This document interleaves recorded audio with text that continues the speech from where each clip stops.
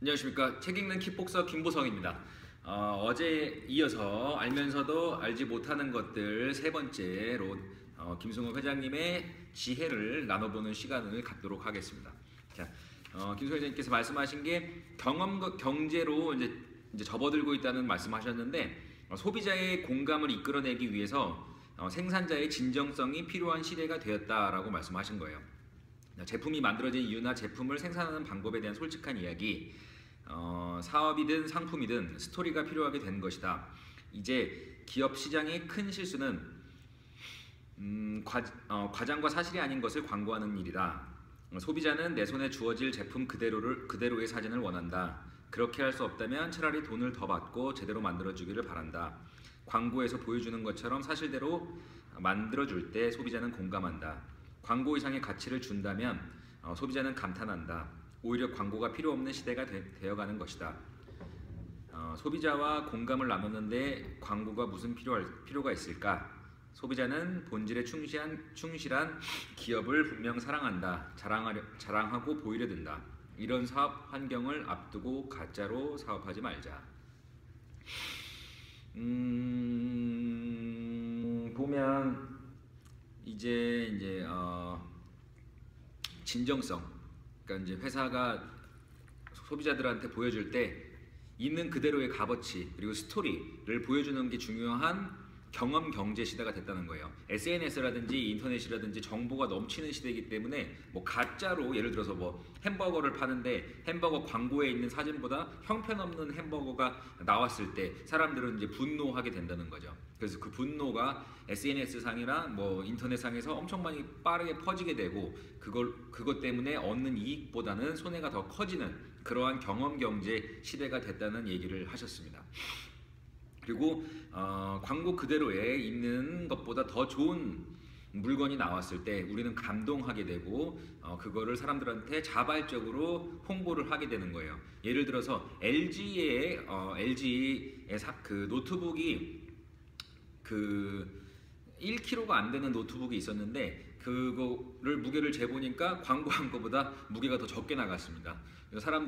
소비자들이 너무나 황당해서, 아니 이게 무게가 더 적게 나가는 과대 광고하는 사람들도 많은데 어떻게 자기네 능력보다 더 이렇게 축소해서 광고할 수 있을까? 감동을 해서 소비자들이 자발적으로 광고를 해주는 사례를 볼 수 있었어요. 그런 것처럼 그러니까 기업이 보여지는 것보다 더 실제적으로 좋은 물건을 만들어내기만 한다면, 본질의 값어치가 있다면 자발적으로 홍보가 되는 게 21세기라고 생각을 합니다. 자생력에 대해서 그러면서 말씀하셨는데, 먼저 살아남은 뒤에 좋아하는 일을 해라. 홍보를 하지 않은 상황에서 고객을 만족시켜서 다시 오게 한다면 그게 가장 이제 어려운 마케팅인데, 스노우폭스 자체가 첫 매장이 그렇게 했다고 말씀하셨습니다. 스노우폭스 뱅뱅사거리점 1호점이었는데 판매 매출이 150만 원이 최고였고, 자생력을 갖추기 위한 매출 목표가 250만 원, 실제 목표 매출은 500만 원이었습니다. 그래서 매일같이 나와 있는 물건들을 신선한 제품을 만들기를 원했기 때문에 남은 그 초밥들을 다 전량 폐기를 했고, 2달 동안 버텼더니 사람들이 그 가격보다 값어치가 있다는 것을 인정해줘서 2개월 만에 하루 매출 500만 원 매출 목표를 달성했다고 합니다. 그래서 많은 오류와 실수를 통해서 항체를 만들었고 스스로 자생력을 갖췄다고 합니다. 저도 이제 체육관 하면서 많이 느낀 점이, 체육관 전단지 돌려서 홍보할 생각만 했지 체육관 프로그램을 더 내실 있게 할 생각을 안 했어요. 그래서 이미 오신 분들이 그 돈보다 값어치 있다고 느꼈으면 친구도 데려오고 그 다음에 주변에 소문도 많이 내줬을 텐데, 그렇게 하기보다는 나가서 전단지 돌리고 홍보하는데 너무 많은 시간을 쓴 게 아닌가. 그래서 저도 전단지 더 이상 안 돌리고 블로그도 별로 안 하고, 계신 분들한테 가격도 좀 내렸습니다. 가격도 좀 내리고 값어치를 더 올릴 수 있는 가성비 높은 그런 거를 갖춰야겠다고 저도 많이 배웠습니다. 다음 거. 자, 내가 살아남고 의식주를 해결하고 가족을 위해서 잉여 자산을 만드는 능력이 삶의 기본이다. 이를 무시하는 사람은 사회에서 가장 낮은 대우를 받을 수밖에 없다. 인생에서 내가 진실로 원하는 것이 무엇인지 알아내기란 쉽지 않은 일이다. 오히려 원하는 걸 이루기 쉽다. 진심으로 원하는 게 뭔지 알 때까지라도 우리는 살아남아야 한다. 이 말씀도 저한테는 많이 인상이 깊었습니다. 일단은 살아남아야 생존이 돼야지만이 생활이 될 수 있다는 거예요. 그러니까 생존을 본인뿐만 아니라 가족이 그리고 또 회사 직원들이 먹고 살 수 있는 잉여자산을 만들어 놓고 내 꿈을 찾아가는 게 순서지, 이 순서를 무시해 놓고 내가 내 꿈만 쫓아야지라고 하는 사람들은 사회에서 가장 낮은 대우를 받을 수밖에 없다는 겁니다. 그래서 데이드림, 말 그대로 허황된 꿈만 하는 게 아니라 자기가 할 것들, 할 도리를 하면서 꿈을 찾아나가는 게 중요한 일입니다. 회장님께서 또 어떤 말씀하셨냐면 내가 진실로 원하는 게 무엇인지 알아내는 게 쉽지 않다고 말씀을 하셨어요. 내가 진짜 원하는 게 뭔지 사실 말하기는 쉽지만 생각해보면 내가 진짜 원하는 거는 마음속에 실제 있는 거, 그리고 내가 진짜 원하는 거의 괴리가 사실 큽니다. 그래서 원했다고 생각해서 실제로 해봤는데 좋아하지 않는 것들이 되게 많아요. 예를 들어서 내가 커피를 되게 좋아해서 커피숍을 차려봤는데 생각보다 내가 커피숍 운영하는 건 별로 좋아하는 일이 아닌 거예요. 그러면은 나는 커피 마시는 거는 좋아했지만 커피숍 운영하는 건 좋아하지 않았던 거죠. 이게 내가 실제로 좋아하는 것과 내가 좋아할 거라고 믿는 것의 괴리가 크다는 얘기예요. 그거를 찾는 게 쉽지 않다는 거를 말씀을 해주셨고, 오히려 목표한 바를 이루는 게 쉽다고 말씀하셨어요. 그래서 예를 들어서 월 매출 2천만 원 이루는 게 진짜 원하는 거 찾는 것보다 쉽다고 말씀해 주신 김승호 회장님의 지혜에 저도 많이 배우고 있습니다. 자, 다음 거. 당신이 믿는 것을 팔아야 한다. 당신이 믿는 것을 믿는 사람을 찾아내서 함께 일하는 것만이 참된 고용이다. 그것이 아니면 그냥 단순한 취직이다. 단지 그 일을 할 줄 안다는 이유로 고용을 했다면 그들은 돈을 위해서 일을 한 것이고 더 많은 돈을 주지 않으면 떠날 것이다. 이거는 이제 취직, 직원들을 고용하는 거에 대해서 얘기를 한 건데, 물건을 팔 때 사람들마다 믿는 게 있죠. 믿는 게 없는 사람도 있어요. 뭐 많은 매출을 벌고 싶어서 일을 하는 사람들도 있지만 어떠한 값어치를 전달하기 위해서 그거를 파는 사람들도 있어요. 예를 들어서 뭐 우리가 잘 아는 스타벅스 같은 경우에는 그 공간을 파는 거잖아요. 그 이탈리아에서 그 바리스타와 손님이 편안하게 만나가지고 얘기를 하고, 집도 아니고 회사도 아닌 제3의 공간, 그 공간을 믿는 사람들의 직원들, 그 공간의 가치. 집에서도 집에 뭐 휴식을 취할 수 있겠지만 뭐 회사에서는 일을 할 수 있겠죠. 하지만 집도 아니고 회사도 아니고 내가 집처럼 마음이 편하면서도 내가 일을 할 수도 있고 사람을 만날 수도 있는 마음 편한 집 같은 공간을 믿는 사람들이 모인 게 스타벅스고, 그래서 전부 다 직영으로 일을 하지 않습니까? 그런 것처럼 단순히 커피 파는 회사가 아니잖아요. 그것처럼 믿는 것들, 그 추구하는 값어치, 그 가치관이 비슷한 사람들끼리 모여야지 제대로 된 회사라는 겁니다. 뭐 스노폭스 같은 경우에도 저렴한 것보다는 좋은 음식을 짧은 시간에 제대로 된 음식을 간편하게 한 끼 먹을 수 있는 걸, 그 값어치를 아는 사람들, 그게 값어치 있다고 생각하는 사람들이 모여서 이 회사를 같이 운영을 하지 않습니까? 그런 거가 가치관이 통일이 돼야지만이 회사가 성장하고 더 빨리 퍼질 수 있다는 겁니다. 그래서 그게 아니라 단순히 식당에 일하는데 내 돈벌이 때문에 어쩔 수 없이 할 게 없으니까 일을 한다면 그 조직원들은 한 방향을 보고 나아갈 수가 없고 멀리 갈 수도 없고 행복하게 일할 수도 없다는 겁니다. 저도 제가 무엇을 추구하는가, 체육관 열어서 단순히 내가 뭐 먹고 살고 뭐 그냥 일하기 쉬우니까 한다 뭐 이런 걸로 생각할 게 아니라, 다른 사람들한테 뭐 뭘 줄 수 있을까, 맨몸 운동을 제대로 알려줄 수 있는 공간, PT 비용 없이 월 회비만으로 제대로 된 킥복싱을 돈에 부담 없이 배울 수 있는 공간, 그리고 다양한 맨몸 운동과 크로스핏을 배울 수 있는 공간, 값어치가 뭔지 자꾸 자신한테 되묻게 되는 그런 좋은 책이었어요. 그래서 단순히 정보만 전달해주는 책이 아니라 저한테 이렇게 질문을 계속 던진다는 느낌을 많이 받았습니다. 그래서 질문을 던지면 제가 스스로 생각해보고 정리해보고 또 그거에 대한 답을 제가 스스로 달아보면서 저도 성장을 하고 있습니다.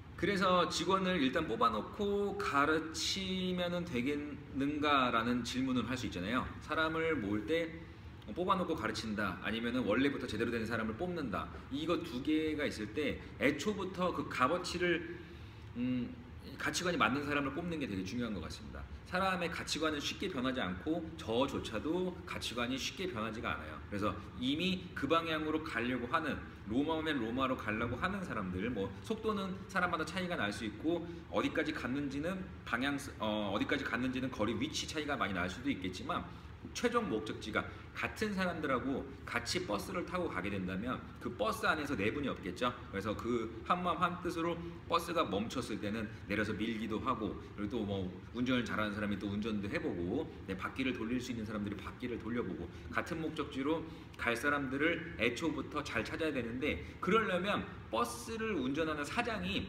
번호표와 목적지를 정확하게 이렇게 딱 붙여야 된다는 그런 생각을 더 하게 됩니다. 내가 이 방향으로, 이 목적지로, 이 가치관을 가지고 이렇게 갈 건데 여기에 동참하고 싶은 사람들은 이 버스를 타세요라고 크게 큰 목소리로 광고를 하고 외쳐야 되는 것 같아요. 기업 중에 러쉬라는 회사가 있는데 그 회사는 중국 시장이 그렇게 큰데도 중국에 진출을 하지를 않아요. 유럽 시장과 미국 시장에서는 이미 어마어마하게 컸고 뭐 한국이라든지 뭐 일본에도 러쉬가 엄청나게 진출을 하고 있는데 중국 시장을 포기를 했습니다. 왜냐하면 러쉬 자체가 동물 실험을 반대를 하기 때문에 동물 실험을 하는 회사에는 나가지 않는 거예요. 그래서 러쉬 매장은 중국에는 없는 거예요. 동물 실험을 걔네는 하려고 하기 때문에 그런 가치관을 믿는 사람들이 그 회사에 가서 일을 하게 되겠죠. 그래서 가치관이 공통된 사람들을 모으는 게 좋지, 아니면 그 사람들을 끌고 가기 위해서 추가적인 돈을 지불하는 것밖에 인센티브가 없다면 결국에는 돈을 보고 움직이는 사람들은 돈을 더 많이 주는 쪽으로 갈 수밖에 없다는 겁니다. 인생에 대한 깨달음들을 많이 주고 있는 김승호 회장님의 알면서도 알지 못하는 것들. 그리고 다음 거, 인간관계는 나무와 같아서 새로운 인연이라는 잔가지에서 열매가 맺히기 마련이다. 이 짧은 한 문장에서도 정말 깊은 가르침이 있는 것 같아요. 왜냐면 저도 제가 이제 어렸을 때 가족, 제가 제 인생이 나무라고 했을 때 뿌리가 있고 굵은 가지들이 있잖아요. 제가 어렸을 때 초등학교, 중학교, 고등학교 친구들, 그리고 뭐 대학교 친구들, 이 친구들, 정말 동네 그 친구들은 제 인생에 있어서는 그 뿌리와 나무 그 줄기잖아요. 줄기, 그 통이죠. 통, 그렇죠? 거기서는 열매가 맺히지 않는다는 거예요. 왜냐면 그 친구들은 정말 옛날에 나만 알고 있고 내가 어렸을 때 부족했던 나의 모습, 내가 뭐 장난꾸러기였던 그런 시절의 모습밖에 모르기 때문에 제가 얼만큼 발전하고 성장했는지 잘 인정을 해주질 않습니다. 부모님도 마찬가지겠죠. 주변 형제라든지 옛날 친척들은 옛날 모습만 생각을 하기 때문에. 하지만 지금보다 훨씬 더 성장을 많이 했고, 그 다음에 변화를 하고 또 다른 역할, 뭐 친구의 역할이 아니라 뭐 사장으로서의 역할, 그 다음에 뭐 체육관 관장으로서의 역할, 이런 역할을 많이 맡아서 하면서 발전을 했는데 그 역할로 보지 않는 거예요. 그렇지만 제가 그 역할로 새롭게 관장이라든지 뭐 나가서 사장이나 대표로서의 역할로 알았던 새로운 그 갓 구운 빵과 같은 새로운 사람들은 그 역할을 인정을 해준다는 얘기죠. 옛날의 역할이 아니라. 그래서 인생이 나무와 같다면 이 굵은 가지에서 과일이 열리는 게 아니라 잔가지 끝에 부분, 거기에서 열매들이 주렁주렁 열린다는 거예요. 그래서 옛날 친구들은 물론 중요하지만 그 사람들은 그 사람들의 값어치를 보고 소중하게 간직을 또 하면서 잔가지들을 계속 많이 만들려고 노력을 하셔야 된다는 겁니다. 인생에 있어서 내가 열매가 별로 없다면 내가 너무 굵은 가지에 신경을 많이 쓰는 게 아닌지 한번 되돌아봐야 된다는 김승호 회장님의 책의 내용이었습니다. 너무 새로운 사람을 많이 만나야 되는 거예요. 그것도 가치관을 공유할 수 있는, 그리고 나보다 성장하고 이미 내가 원하는 거를 도달했던 사람들을 만나보면 성장이 더 빠르지 않을까 생각합니다. 그러면서 연관적으로 이어서 말씀을 해주신 게, 인간이 바뀌게 되는 두 가지 계기는 새로운 곳에서 살게 되거나 새로운 사람을 만나는 일이다. 새로운 곳에 사는 거, 해외 나가본 사람들은 참 많이 알게 돼요. 저도 해외여행 되게 좋아하는데 지금 있는 거랑 너무나 다른, 예를 들어서 제일 최근에 갔다 온 곳이 태국 방콕인데, 그 방콕은 이제 막 지하철 그 지상철이 있어요. BTS라고. 그 지상철이 이제 지하철이 놓이는 거예요. 노선도가. 그 지하철 노선이 딱 2개밖에 없습니다. 아직 지상철은요. 근데 그 노선이 매년 늘어나는 게 너무 잘 보이는 거예요. 지금은 뭐 여기서부터 여기까지밖에 없었는데 이게 뭐 추가 연장되면서 이게 점점점 도시가 확장되는 거를 보면서 참 많이 놀라게 돼요. 서울 같은 경우에도 물론 지하철이 확장이 되지만 그렇게 드라마틱하게 성장률이 높지는 않은 것 같아요.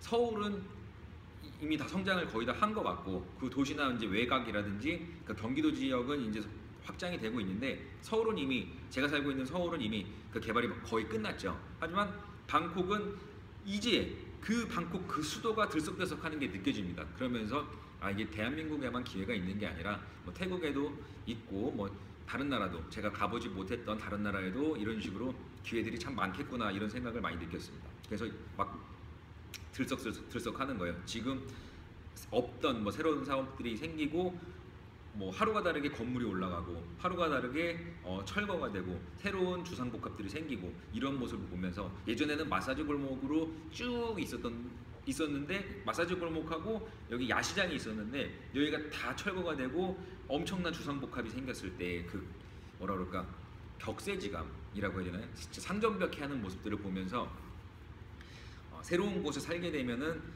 또 많은 것들을 느끼게 된다는 것을 알 수 있게 됐습니다. 그리고 삶의 방식에 있어서 제가 푸켓을 갔을 때 그 푸켓에 한 달씩 쉬면서 낮에는 선탠을 하고 스킨스쿠버를 하고 주말에는 무에타이 하는 사람들을 많이 봤어요. 러시아 사람들이 참 많이 그랬는데, 러시아는 얼마나 춥습니까? 그 추운 지역에 있는 사람들이 그 더 추운 러시아의 그 더 추운 강추위를 피해서 태국 푸켓에 와서 거기다 진을 치고 한 달 내지 뭐 2달 정도를 휴가를, 가족끼리 오건 뭐 친구끼리는 오건 와서 매일같이 선탠을 하고, 푸켓은 그렇게 물가가 비싸지 않으니까 먹고 싶은 거를 마음껏 먹고, 뭐 해산물 뭐 새우도 먹고 뭐도 먹고, 이런 식으로 하루 종일 많이 먹어도 그렇게 비싸지 않잖아요. 식비가 뭐 하루에 15,000원, 20,000원 정도면 배부르게 먹을 수 있으니까 식비와 숙박을 해결하면서 또 무에타이를 하고 또 영어를 가르치면서 또 생활비를 벌고, 이러한 삶의 모습에 있어서 이게 나가서 영어를 가르치면서 생활비를 벌면서 자기는 무에타이를 배우고, 팀 페리스가 얘기했던 그런 삶에 대해서 좀 삶의 방식이 한 가지가 아니구나, 이 새로운 곳을 보면서 인생이 좀 많이 바뀐 것 같습니다. 새로운 사람을 만나는 것도 마찬가지인 거예요. 제가 어렸을 때 만나던 친구들은 다 직장 생활을 하니까 제가 갖고 있던 고민들을 좀 풀기 어려웠는데, 사장님들을 많이 만나면서 제가 정말 꿈에도 몰랐던 큰 사업을 하시는 분들을 보면서 그런 지혜들 나눠주신 거, 아이디어들, 또 해외에서 큰 뭐 보석 사업을 필리핀에서 하시는 분들이라든지 이런 분들을 얘기를 들으면서 많이 놀랐습니다. 그래서 저도 이번에 설날 때 체육관 연휴 때 문을 닫고 필리핀 한번 가봐서 보석 사업이라든지 그 필리핀에 대해 발전하는 것들에 대해서 좀 보고 배우고 싶은 거예요. 자, 그 다음 거. 가장 뛰어난 스승은 자신을 뛰어넘도록 가르치는 사람이다. 그리고 자신이 검증할 수 있는 사실이 아닌 것들로 다른 사람을 가르쳐서는 안 된다. 다시 얘기하면 스승이라는 이유 하나만으로 가둬두려고 하는 사람들이 있죠. 내가 나보다 더 뛰어난 거를 내 제자가 나보다 더 뛰어난 거, 나를 넘어서는 걸 싫어하는 사람들이 분명히 있을 수도 있습니다. 있기 쉬워요. 왜냐면 그래야지만이 내가 내 틀 안에서 이 사람을 가지고 있을 수 있고 영향력을 행사할 수 있는데, 이거는 좋은 방법이 아니라는 거예요. 정말 훌륭한 스승은 나보다 내 제자가 더 뛰어나도록 내 어깨를 딛고 올라가도록 만드는 스승이라는 겁니다. 제가 김승호 회장님을 참 존경하고 제가 감동을 많이 받은 이유가 이렇게 책으로만 쓰신 것뿐만 아니라 그 켈리 최라는 켈리 델리 도시락 사업하는 거 스노우폭스랑 똑같은 건데 그거를 성공하실 수 있게끔 정말 다 도와주셨어요. 그래서 켈리 최라는 대표님께서 프랑스부터 시작해서 유럽 전역 지역을 해서 또 엄청난 성공을 이루셨고, 김승호 회장님께서 그거를 다 도와주셨다는 거, 책에서만 쓰신 게 아니라 그거를 또 실천하셨다는 게 사실 쉽지 않은 결단인데, 그거를 또 인생 자체로 검증할 수 있게끔 실천하셨다는 거에 참 감동을 많이 받았습니다. 이렇게 할 수 있는 사람이 사실 몇 명이나 되겠습니까? 그런 거에 대해서 감동 많이 했고, 자신이 검증할 수 있는 사실이 아닌 것들을 가르치지 말라 이렇게 말씀하셨는데, 그런 거죠. 돈을 많이 벌지 못하는데 본인이 가난하면서 돈 버는 법에 대해서 강의를 해도 안 되고, 자기가 뚱뚱하면서 살 빠지는 거에 대해서 강의를 해도 안 되는 거예요. 그래서 본인이 먼저 이루어 놓고 이룬 것들에 대해서만 자기가 뭐랄까 증명할 수 있는 거에 대해서만 가르치라는 거죠. 참 이것도 제가 들으면서 정말 정문일침처럼 한 번쯤 자기 자신을 되돌아보는 그런 얘기였습니다. 물 한 잔 마시고 갈게요. 자, 오늘 거의 얼마 안 남았는데, 자, 그 다음 거.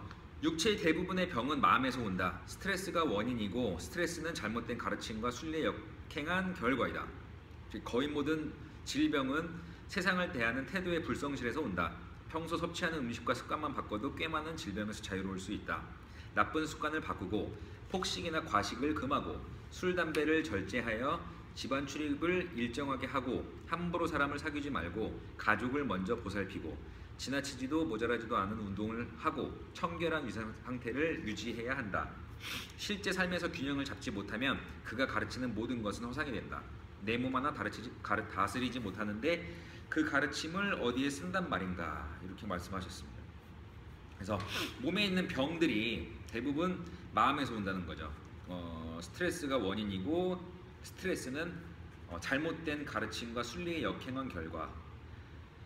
그쵸. 스트레스를 사람들이 받는데 잘못된 믿음들, 자기가 잘못하는 행동들이 자기 자신을 스트레스 받게 하는 거예요. 그래서 마음가짐을 바꾸고 생활 패턴을 바꾸고, 그리고 식습관, 특히 식습관, 절제에 성공하게 대해서도 말씀 많이 하셨는데, 음식을 적당히 먹고 운동 적당히 하고 술, 담배 금하고, 그다음에 집안 출입을 일정하게 하고 사람을 가려서 사귀고 가족 먼저 보살피고 청결한 위생 상태, 이런 것들을 다 중용으로 알맞게 한다면 건강하게 되는 거고, 건강하지 못한 사람은 가르칠 수 있는 자격이 별로 없다는 거예요. 자기 자신이 먼저 건강하고 행복하고 밸런스를 유지할 수 있는 사람만이 스승이 될 수 있다는 말씀을 하셨습니다.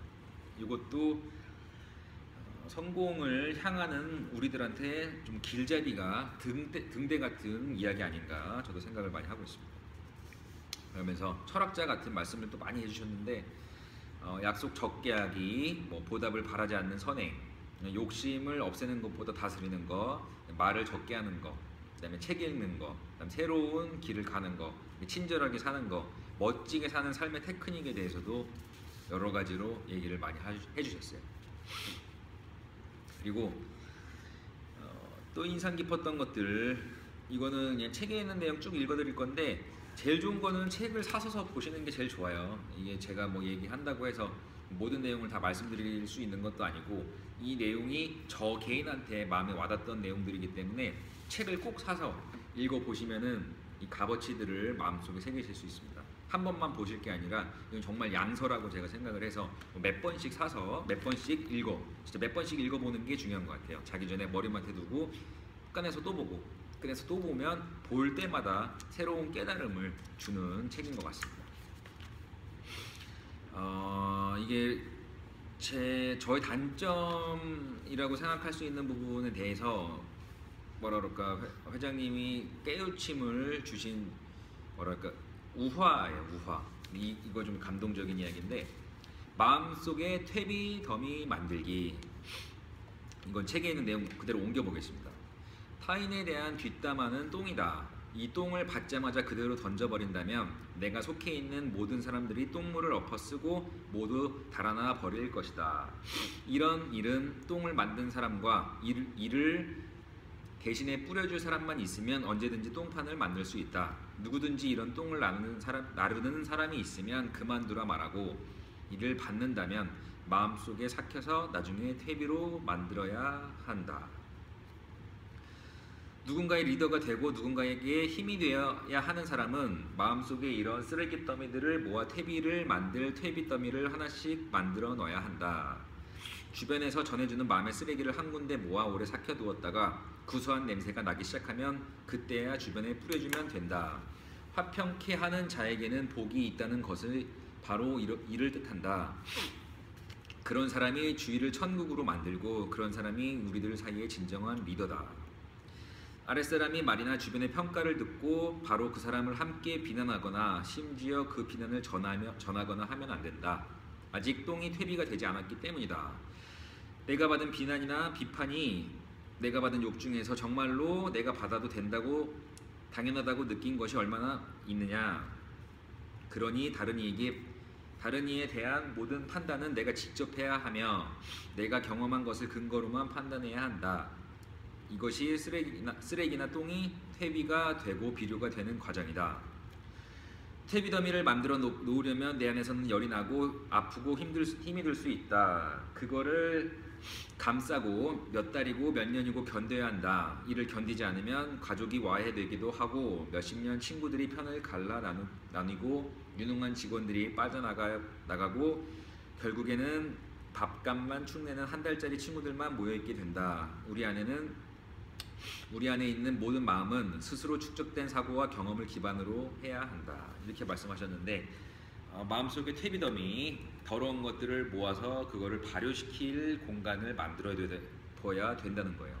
타인에 대한 뒷담화는 정말 안 좋은 거라고 말씀을 하시는 거예요. 그래서 누가 타인에 대한 뒷담화를 하면 그거를 하지 말라고도 해야 되고 그거를 받아서 내 마음속에만 삭혀둬야 된다는 거예요. 설령 들었더라도. 그래서 그거를 2년이고 3년이고 마음속에 그거를 다 삭혀뒀을 때 그 얘기를 언젠가 해도 기분 좋게 받을 수 있는 상황이 오면 뭐 이렇게 얘기를 해도 되는 거고, 어쨌든 남 얘기 나쁘게 하면 그게 돌고 돌아서 모든 사람을 해치고 안 좋다는 거를 이런 우화로 말씀을 하셨는데 저도 이거에 대한 실수를 참 많이 한 것 같습니다. 그래서 참 부끄러운 부분이 많고 예를 들어서 그쵸, 이런 사람이 사실 이렇게 남에 대해서 나쁜 얘기를 하고 비난을 했을 때 당사자한테 그 얘기를 전달해주는 사람들한테 그 얘기 하지 말라. 당신이 그런 얘기 하면 난 자리를 뜨겠다.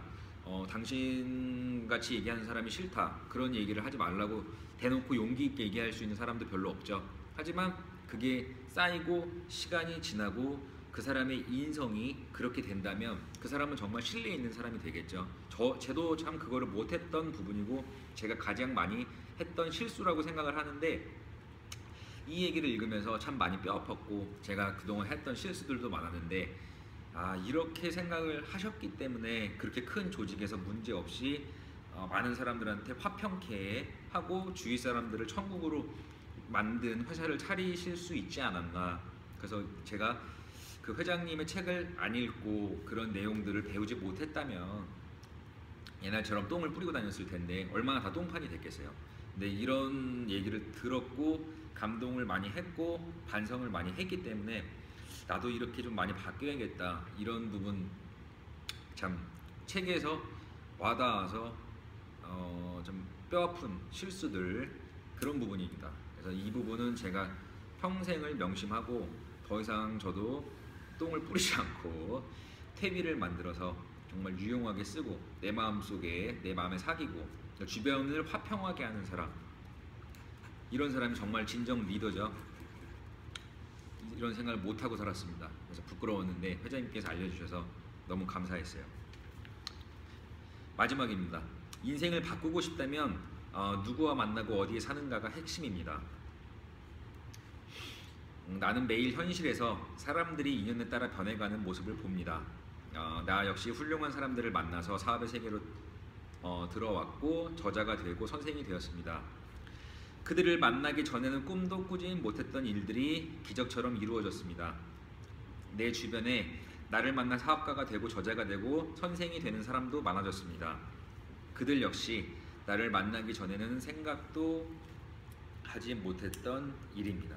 저는 이 책을 3부작으로 제가 리뷰를 3번 30분씩 했는데